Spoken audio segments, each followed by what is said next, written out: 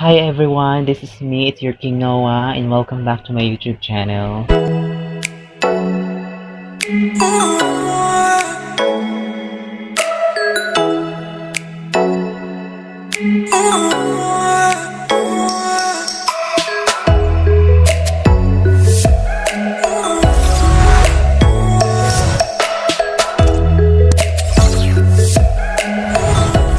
For today's video guys, pasensya na at parang iba yung ko ngayon, aura ko ngayon.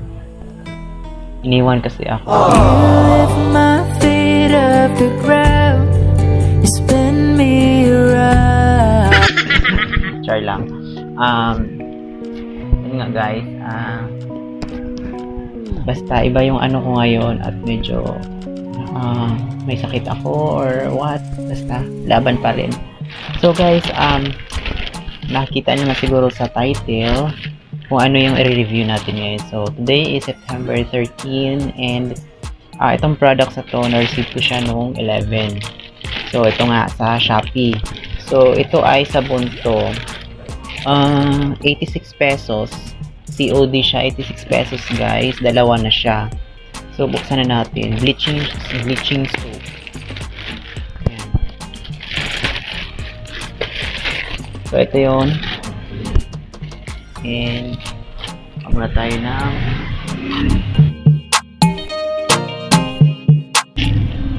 kakaiba yung amoy niya. Ito siya bleaching soap.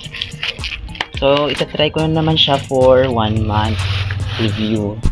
So stop ko muna yung ginagamit ko ngayong sabon and try ko na naman ito for 1 month. So ito siya guys, bleaching soap. Kung nakikita nyo, ayan, bleaching 10 times whitening. Ito yung tsura niya. Hindi ko alam kung fake ba to or what. Basta marami namang positive reviews sa Shopee. Ito yung price niya. Sa nakuha ko ito. Then yung link, ipopost ko lang din sa description box below. Ito siya. Skin Generics Bleaching 10 times Whitening Face and Body Soap. So meron siyang 135 grams. And yeah, ito lang meron. Tsaka yung mga ingredients and yeah, parang hindi naman siya mabango. Then diba guys, last month diba nag-review ako about Navarro's bleaching soap. So although satisfied naman ako sa effects niya, pero yeah, we have to strive for more. Kung meron pa namang mas okay pa na soap, pero although hindi ko pa na-try ito, this is my second try na to sa mga bleaching. Yung first try is yung Navarro's bleaching, and the second one is this bleaching soap na kulay black na siya. So dalawa na siya, worth 86 pesos. And yeah, if you want to order, nasa description box yung link. Pero yeah, it's not a sponsored guys, and yeah, this is 1 month review. So see you tomorrow or another weeks or a few days para dito sa soap na to if there is an improvement. So hindi naman na ako takot na sumubok sa mga bleaching kasi nag-try na rin ako. So ayan. So nakikita nyo naman guys siguro sa skin ko, ayan, nasa natural light ako, ayan. Pero mapusyaw-pusyaw naman ako, noticeable naman. Ayan. So, kayo na ang humusga. So, bukas yung first day natin sa paggamit ito. So, see you tomorrow guys.